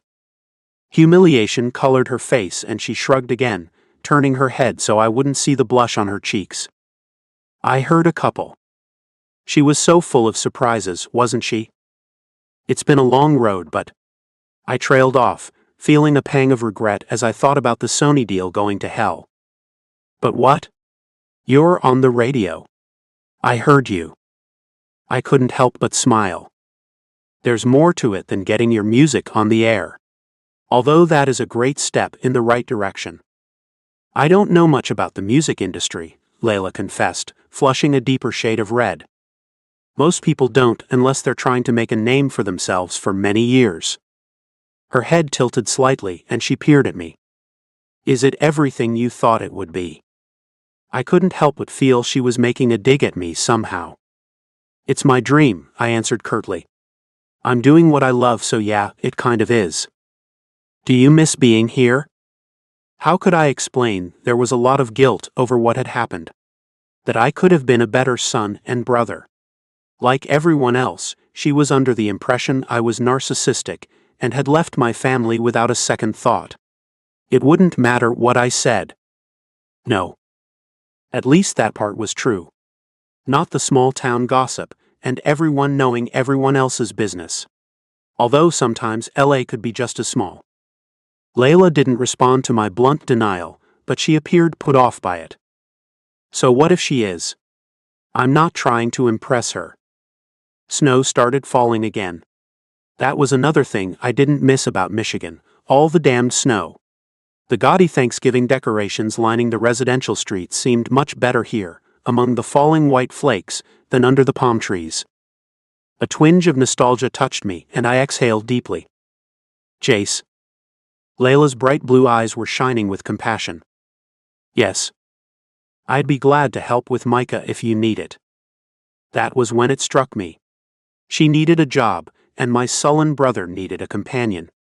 Maybe we could work out a deal. I was certainly in a place financially to hire her. Micah liked Layla more than he liked me. Do you want a job? A soft expression froze on her face. A job, she echoed. What kind of job? Why was she looking at me like she was wary again? Could you help take care of Micah? Her shoulders visibly sagged with relief. I wondered what she was thinking. I don't need to be paid for that, she giggled. It's no problem keeping him entertained. I shook my head. No, you don't understand. I want you to take care of him full-time when he's not in school. Pick him up and drop him off. Do you drive? She nodded, but her brow creased. Maybe help me out around the house. I might have to go back to LA, so you'd stay with him. Can you cook? Yes. You'd be helping me out a lot, and the kid loves you. Okay. She didn't sound convinced. What's wrong? I'll pay you whatever you think is fair. It will take a lot of weight from my shoulders, not having to worry about what Micah is up to. It's not that. I waited, and she exhaled in a rush. Are you asking me to move in with you guys? Now that I hadn't thought of, but why not? We had the room, and it would probably take the pressure off having Layla as a mediator. Yeah, I guess I am. Will that be a problem? She shook her shoulder-length blonde mane. Not at all. When do I start? Layla. Mom was not impressed with my decision, but it was too late to back out by the time she knew about it. He's got a reputation, Layla. He's a ladies' man. Trust me, Mom. He's looking at me as a glorified babysitter. Make sure it's Micah you're sitting, not Jason. Jace. What? His name is Jace Joyce, not Jason Jensen. Mom didn't even know how to respond to that, but she gaped at me, speechless. I was on a month-to-month lease for my apartment and gave it up without much thought. It wasn't fancy, and I wasn't overly attached to it after all. It had just been my first place to call home. And now I have another place to call home. The Jensen's house was immaculate. Beth, like my mom, had taken great pride in her dwelling, and between the well-maintained lawns and spotless kitchen, I didn't have a lot of upkeep. The room that Jace had given me was twice the size of my apartment, and the bathroom was directly across the hall, although I was sharing it with Micah. True to his word, the pay was good, honestly more than my wages at the factory. Plus the style was casual and no hairnet. What else could I ask for? The only complaint I had wasn't really a grievance at all. I was growing increasingly attracted to Jace, the more time we spent together. And we spent a lot of time together. Even though he claimed he was sorting out his personal affairs, I rarely saw him do more than patter around the house and pick up the guitar. He was still grieving over his parents, even though he obviously didn't want me to know that. In fact, he kept Micah and me at a fair distance, but the three of us always sat down to dinner. The Thursday I moved in was Thanksgiving, and Mom asked me to come to the house, but I declined for the first time ever. I'm going to make dinner for Jace and Micah. They could use some balance around here. Well, they can come too. Mom protested, but I turned it down. It was exciting to make a turkey and all the fixings for the first time. I'd watched Mom do it enough times over the years, certainly I could handle it. The football game was playing in the living room, and for once both the men were there together. Every once in a while, I'd hear them yell at the TV, and it made me smile. At first, when Jace had suggested I move here, I'd thought, like my mom, that he had other things on his mind. To his credit, Jace was never inappropriate. He never leered at me or made me uncomfortable like some men. Maybe all the stories I'd heard about him before he left Alpena had been embellished. To me, he was a brooding man. But he wasn't a pig, even when he looked at me wistfully from time to time. No way that'll happen. I peered into the oven. Hours more for the bird, but everything was exactly on schedule. Layla, Fergus is here. Can I go out on my bike? Micah yelled to me. So much for the idyllic moment between the brothers. Are you sure, Micah? I asked, wiping my hands on my apron. I shot Jace a nervous look, but he didn't meet my eyes. He seemed upset that Micah was ready to do something else. He already was slipping his shoes on at the door. You could ask me, Jace snarled, but Micah ignored him, his dark eyes fixed on me. Please, Layla. Dinner's not ready for a while, right? I looked out the window and saw the sun poking through the clouds, melting the existing snow in the neighborhood. Be careful and be back soon. He anticipated my response, barreling out the door after his gangly friend, who waited on the steps. Jace gave me a sideways glance as I stood there helplessly, feeling like I'd enabled the ruination of Thanksgiving. "Dee, do you want a beer or something?" I offered weakly. He shrugged and I took it as a yes. When I returned from the kitchen, he looked at me fully. "Where's yours?" I laughed shortly. "Oh, I don't drink," I replied. "But you go ahead." A half smile formed on his lips, and it gave me a slight feeling of apprehension. "You don't drink, you don't yell, you don't cuss. You're kind of a goody two-shoes, aren't you?" My shoulders rose inadvertently. He was mocking me. "You say it like it's a bad thing. I think I'm a good person." He scoffed and took a swig of his beer. "Will you sit or just stand there staring at me with those judgmental eyes?" What was he talking about? If anything, I felt bad for him. I wasn't looking at him like that. He has a heavy chip on his shoulder. I perched on the edge of the couch and pretended to watch the flat screen. I didn't know much about football. He'll despise me forever. My head jerked toward the opposite end of the sofa where he was sitting. "He doesn't hate you. He's overwhelmed, Jace. It'll take time for him to get over this." "I'd hate me too," he continued. "I would have come back to visit, but my dad..." He sighed so heavily it made my heart break. I don't know why people can't let one another live their lives, you know? Parents think they know what's best for us. That's why I moved out. My dad wouldn't get off my back about college. He glanced at me. "You defied your parents?" I'm shocked. He was sarcastic, but the tone was almost admiring. I didn't know what to do with my life, and I wasn't going to throw money away on college if I had no idea. Seems fair. Charlie didn't take it so well. I'm the only one in the family that didn't go to college, well, except for Mom. At least you knew your passion. I still have no idea. Jace took another big sip of beer, almost downing half of it. "You'll find your thing," he said after it went down. "You're young." 23 didn't seem so young to me, not when Mom had already been married by my age, with 2 kids. Jace. Was it a bad idea to sleep with Layla? Of course. Did I regret it? Not for a second. Maybe she had been tantalizing me from the moment I saw her climbing the walkway with her mother. Perhaps it was seeing how she was with Micah, which overrode my nagging conscience and said I needed to have her. She wouldn't look at me as she laid out the meal she'd labored over. It left me feeling like I'd done something wrong. "Are you guys fighting?" Micah asked when we sat at the table. The turkey looked mouth-watering and I was starving. "No," we answered in unison, but Layla still wouldn't look at me. Why is she getting weird over this? I was lying to myself. What had happened between us had been more than an act. It had been born from a need we both had, a need to be a part of someone else. It pissed me off. "It seems like you guys are fighting," Micah sighed, reaching for the potatoes. "Are you going to cut the turkey?" I rose to take the carving knife from Layla's hands, and she looked at me, bewildered.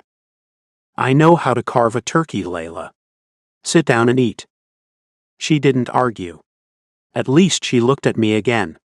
We'd barely managed to get our clothes on before Micah returned. "You sure can cook, Layla," Micah professed, taking a bite of gravy-soaked bread. "I hope you never leave." The words hung in the air like stale cigarette smoke, and I felt guilty. Why was there always so much damned guilt?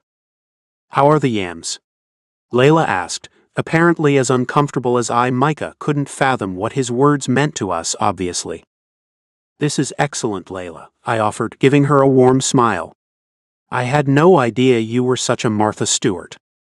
She blushed and shyly looked away. Strangely, my heart skipped a beat at the bashful expression on her face. "It's my first time," she explained, and her face turned even more crimson. She began to sputter.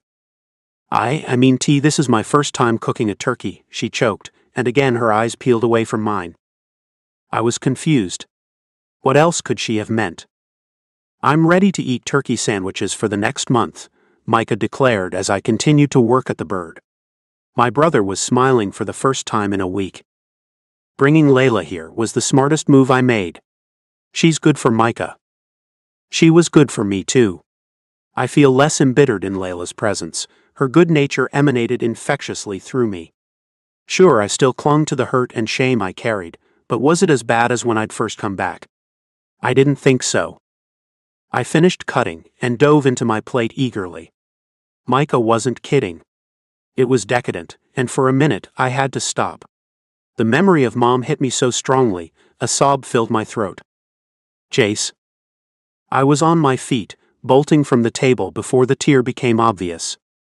What the hell was wrong with me? I fell against the door of the master suite, my parents' suite, and broke down, the memory overwhelming me. I had been suppressing all my feelings for so long, they'd come to a head. Jace. Layla was knocking on the door. I wanted to tell her to go away. Instead, I let her inside and she saw me, blubbering like a kid. She didn't say a word but opened her arms and I fell into them, choking my tears. I was such a shitty son, I uttered, finally catching my breath. I always thought I would show them, you know? When I made it big. I'd buy them a house and say I told them so. They were proud of you, she told me. I chuckled and remained in her arms.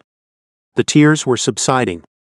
They did their best for me, and I slapped them in the face by leaving. You didn't leave them, Jace, you followed your dream. There's a difference. It's not like you abandoned them in their time of need. You had every right to pursue your dream. I studied her face, hastily wiping the tears from my cheeks. Do you really believe that? Because no one else around here does. She returned my gaze and smiled softly. I'm not everyone else around here. No, she wasn't. She wasn't like anyone else around anywhere. Things have changed, she continued, and we fell apart, but I kept my eyes trained on her as she spoke. And you're here now when it counts. You're here for your brother. Her words were meant to make me feel better, but they didn't. They were ominous because they were true. I was here, but for how long? My long-term plan was not to stay in Alpena. Layla didn't know that, and I wasn't about to tell her, not right now anyway. She was still just here to help Micah, right? Right. Yeah, I could lie to myself any way I wanted. I had strong feelings for Layla. The longer we lived under the same roof, the worse things were going to become when it was time to say goodbye. Unless you take her with you to LA. Wow. I really was getting ahead of myself. Come on, I said crustily, turning my head like I was worried she might see what I was thinking by looking at my face. I ruined your awesome dinner. Are you sure you don't need a few more minutes? No, I insisted, opening the door. Micah is finally some semblance of cheerful, and I won't mess that up any more than I already have. I didn't wait for her to reply before stalking down the hall and down the stairs. I couldn't think too far ahead, not right now. Things would play out the way they were meant to, just like always. I had to have faith in that. Micah didn't mention my abrupt departure, and we finished our dinner without further incident. Layla had made an incredible pumpkin pie, and I ate half of it, fighting with Micah over the last piece. I made another one, she laughed. There's plenty for everyone, boys. After supper, I helped Layla with the dishes even though she tried to get me to relax. If I sit on the couch, I'm going to fall asleep, I warned her. Let me help you with this. It's the least I can do for the meal you made for us. It was my pleasure. She meant it, and again I was struck at how, I don't know, old school she was. I lived in a world where women cared about their looks and what guy drove the nicest car. Layla didn't even care that I was on the brink of signing with Sony. She rarely brought up my life in LA. I don't remember what we chatted about as I loaded the dishwasher and she scrubbed the pots by hand, but I recall how comfortable it was, like we'd done these domestic chores 1,000 times before. It was hard to imagine I would ever be at ease in such a situation, but somehow I was, until my cell rang. Hello. Dude, really? I tensed, wiping my hands on a tea towel and turning away from Layla's curious look. "Hey, Johnny. I've been meaning to call you, man. Things have been hectic around here." "Yeah, I know." The band's bassist paused and inhaled. "I'm really sorry about your folks." "Thanks. I got the wreath. I asked Darren to thank you guys." "Yeah, she did," Johnny replied quickly. "I get that you're overwhelmed over there. I hear you've got custody of your brother too." "Yeah." Johnny paused, and I could tell something was on his mind. "Well, hey, happy Thanksgiving," I supplied, hoping to move the conversation along. I eyed Layla, who was still busy, but she was listening.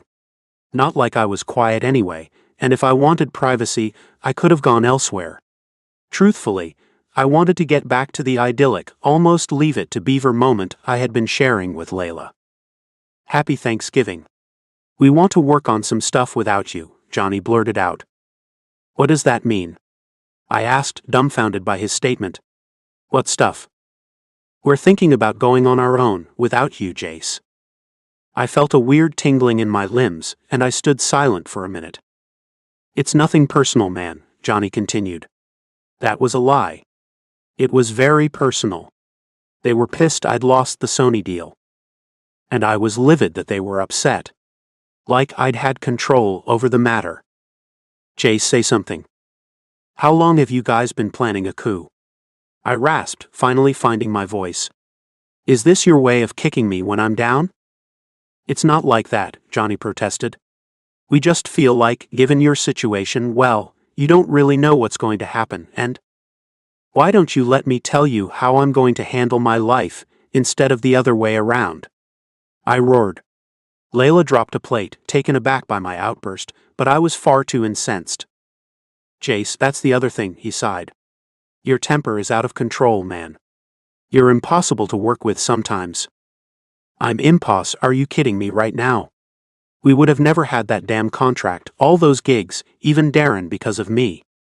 I'm the damned glue that holds everything together. I knew you'd act like this. I shouldn't have called, but I felt like you deserved a heads up." "Wow. Thanks." I disconnected the call before he could say anything else. I didn't want to hear another word out of his mouth. "Jace, what's wrong?" Concerned, Layla was at my side, and I was shaking with indignation. How dare they? After all the hard work and sweat, they were waiting for an opportunity to drop me. "I've just been dumped from the band," I said with a short, mirthless laugh. I whipped the phone against the floor, and it shattered into pieces. Layla gasped and stepped back. When I saw the mild apprehension in her eyes, I was contrite. "Sorry," I said earnestly, reaching out for her hands. "I shouldn't have done that." A slow expression of relief crossed over her face, and she let me grab her cool palms. "Why? What did they say?" "They're mad I lost the Sony deal." That was a true enough answer. "What are you going to do now?" she asked, and I heard a note of hope in her voice as she stared at me with those wide, guileless eyes. Maybe it was all a sign from the universe. My parents had died right before I got my biggest break. My band was deserting me. And Layla was standing right here in front of me, practically begging me to say the words. What could I do with a 10-year-old kid in LA anyway? It wasn't fair to upset Micah more, to take him away from his home and friends. "Jace, what will you do?" she pressed. I chewed on the inside of my cheek, not wanting to say the words. If I spoke them, they'd be real. I forced a smile onto my face and shrugged my shoulders nonchalantly.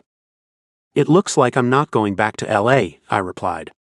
The expression of her beautiful face told me I'd told her precisely what she wanted to hear, but my instinct said I'd made the wrong decision. I wanted Layla, but I also wanted my dream. Layla. I was deluding myself, but it was such a good fantasy. I had a perfect life, a man who adored me, and a little boy who admired me. It was too good to be true. I forced myself to ignore the faraway look in Jace's eyes when he thought I wasn't watching. He missed his old life, no matter how comfortable I tried to make things. The Thanksgiving decorations went down, and I was pulling the Christmas ornaments out of the basement one afternoon when Jace startled me. "I'm just going out to get a tree for us," he told me. "I'll be back with a tree shortly." He kissed my forehead and let me go, bounding up the stairs two at a time. I didn't move. I was too busy overanalyzing what had happened. The finale was always the same.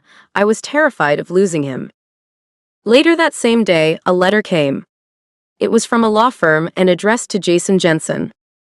A sinking feeling in the pit of my stomach was growing, and it only got worse when Jace got home and opened it. His jaw tightened, and he shot Micah a look from his seat at the kitchen island. Micah was enchanted with whatever he was watching on TV. "What is it?" Did I want to hear the answer? He grunted and shoved the letter at me. Yeah, I didn't really want to know. I shakily inhaled, a torrent of bad feelings overcoming me. I didn't know Jace had sought out a lawyer to sue the driver who'd killed his parents. "Are you doing this?" I placed the offensive letter on the counter. Jace's gaze was locked on his little brother. "You're thinking about it." Now that I knew him well, his eyes were easy to read. "Micah will be set for life if we win. The man is already facing 20 years in jail for manslaughter, Jace. Taking him and his family for all he's worth won't bring your parents back." His eyes narrowed and he looked at me angrily. "You think I don't know that? It's about the long term here, Layla. The insurance money will take us so far. In case you forgot, I'm unemployed. I'm not making much sitting around Alpena, not working gigs." He probably wanted to add something like wasting my life, but he stopped himself. The pang in my chest was making it difficult to breathe, but I held my ground. There are other ways to earn money than to sue an already tortured man. I'd felt so bad for that driver after I'd learned of Beth and Gary's deaths, and my sentiments hadn't changed. His name was Carl Hinkman. He couldn't even afford the bail to await the trial at home. He was already rotting in jail. What was Jace hoping to accomplish by pursuing this? It was hard to believe money was his only motivator. "That's easy for you to say, isn't it?" he shot back, his biting tone stunning me. "You make more money than me right now, and I'm paying you." My jaw locked in place. "I can pay my way around here." There was not much conviction in my voice. "You're missing the point," he snapped, rising from the counter. "What's going to happen now that I'm stuck here in Alpena?" There it was, out on the table. He was stuck in Alpena. Whatever we were doing was not good enough for him. Before I could even think of an appropriate response to what he'd said, Jace was gone, leaving me with a hammering heart in my chest. Dad always said my temper reminded him of Jason. Micah slipped into the kitchen. I blinked away the tears that had pooled in my eyes and weakly smiled at him. "I never noticed you have a temper. Want a sandwich?" I was just about to make one. He nodded. The kid was always hungry a lot.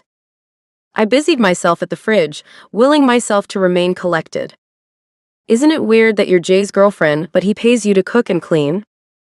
I shot him a wary look. So much for keeping Micah in the dark. "Who says I'm his girlfriend?" "You sleep together every night." Aghast, I whirled and stared at him, open-mouthed. I shifted my attention back to the sandwiches. "Our relationship is complicated. I can tell. It's nothing like how Mom and Dad were." That made me sad. I hoped to give Micah some impression of normalcy in the wake of his parents' passing, but Jace didn't make it easy. "Every relationship is different," I told him gently. "Are you guys in love?" I was not ready for this conversation with anyone, let alone a 10-year-old. "Here's your sandwich." I sat across from him and studied his face. He looks so much like Jace. I wonder if he's going to send all the ladies into a tailspin the same way his brother does. "Well," he demanded after taking a bite. "Are you?" "Am I what?" I asked innocently, taking my own bite as I was trying to think of an answer that would satisfy him. "In love. Are you guys in love?" That is a mature topic that should only be discussed between adults. He snorted at the cop-out, but to my relief, didn't push the issue. I was supremely grateful he didn't, because I didn't know how to tell him that yes, I was desperately in love with Jace, but possibly the sentiment was unrequited. Jace. Our little tiff about the lawsuit blew over, but I couldn't get Layla's words out of my head. So what if Carl Hinkman was in his own personal hell? He deserved that and so much more for what he did. Jail time was not enough for taking our parents from us, no matter how Layla felt. At the same time, any settlement that would impact his family bothered me deeply. It wasn't his wife's fault that he was a piece of shit who had gotten behind the wheel drunk. It wasn't his unborn grandkid's fault that he was a careless jerk. In the end, I dropped the suit quietly, much to my lawyer's chagrin. I didn't tell Layla, almost like she'd say, "Told you so," even though she wouldn't. A part of me always waited for the other shoe to drop, like it had with Teresa sleeping with Miguel. But Layla wasn't Teresa. She wouldn't rub anything in my face. So why was it so difficult to let her in? That was going through my head as I shopped for her Christmas present. The obnoxious sound of bells accented the carols piping through the mall's speakers. Everywhere I looked, I saw reminders that the big day was only 3 days away. Finding a present for Layla was more difficult than I supposed. Heck, even Darren had been a piece of cake. I'd gotten her a gift certificate to a spa. It was sort of a peace offering for what had happened with Sony. I hadn't spoken to her for a while. Time had given me a perspective on the matter. I couldn't really fault the guys for wanting to branch out when my own plans were so uncertain. I assumed Darren was on board with them, but in my pit of depression, I'd never followed up on it. Without the band, the brand we'd worked so hard to market was nothing with me alone. Or maybe that's what I kept telling myself. It was easier than thinking about starting over at the bottom and clawing my way up again. I wasn't 21 anymore.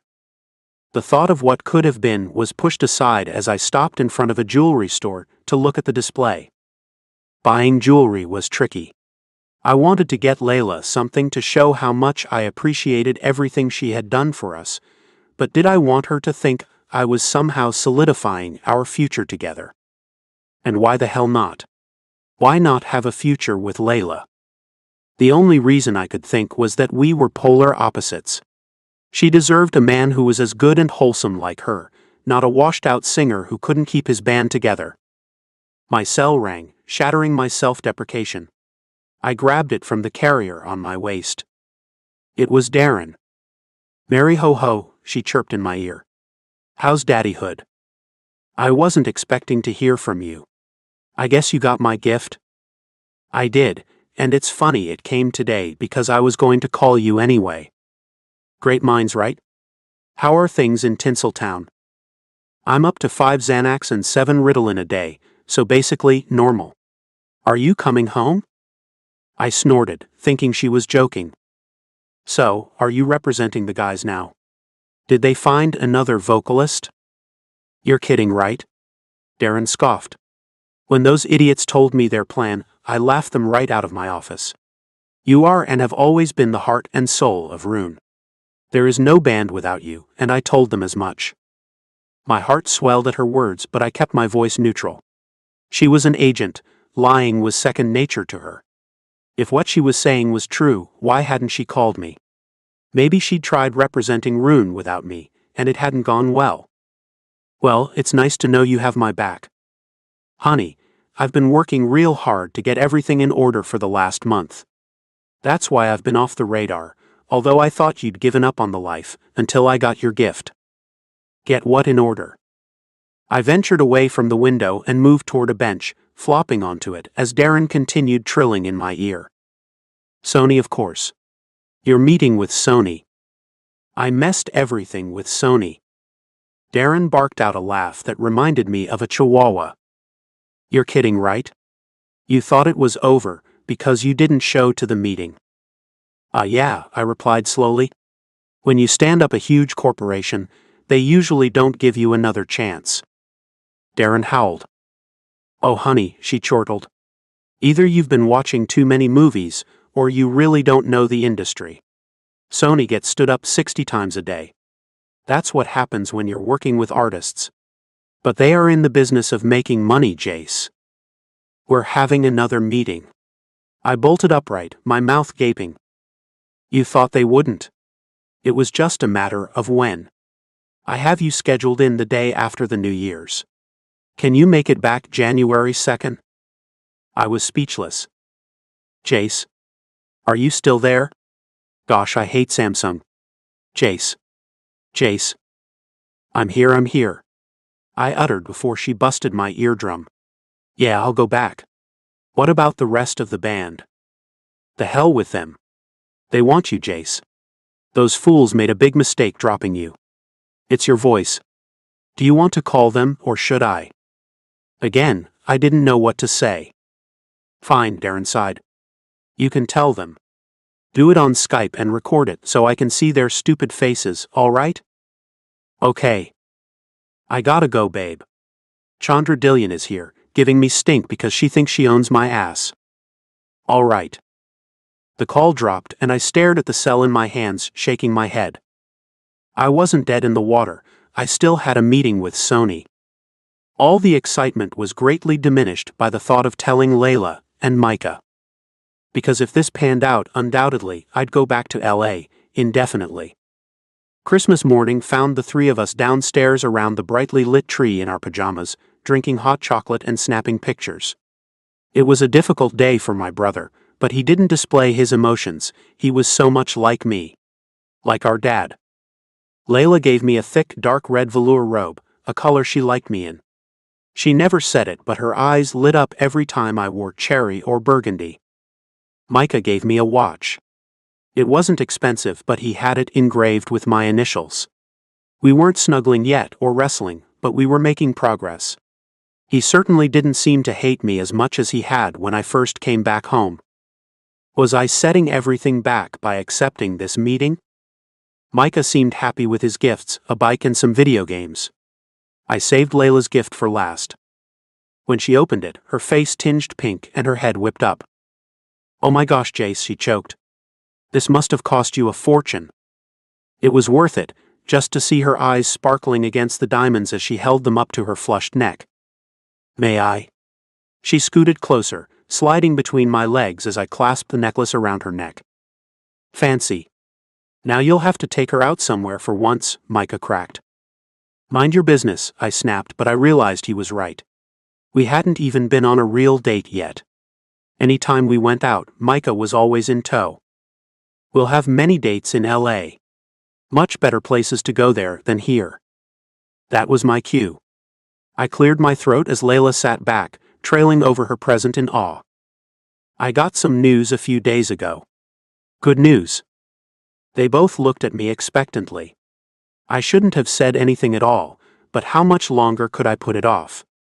I was scheduled back in LA in a week, and from there, things would move very quickly. My house there was vacant, although a neighbor checked on things. It would comfortably house the three of us. But what about this house? Selling it was a painful idea. Our parents had loved this house. They'd bequeathed it to me, hoping I would leave it for Micah.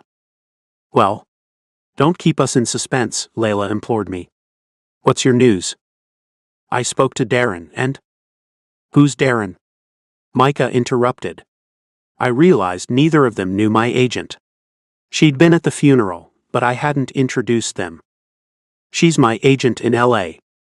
The light faded from both of their faces in unison. Oh. I wasn't sure which one said it, but the sentiment extended to both of them. And, I rushed on before I lost my nerve, it turns out I still have a meeting with Sony. I need to be back in LA on the 2nd. Meeting for what? Micah asked. Layla turned her head away. I have a record deal lined up.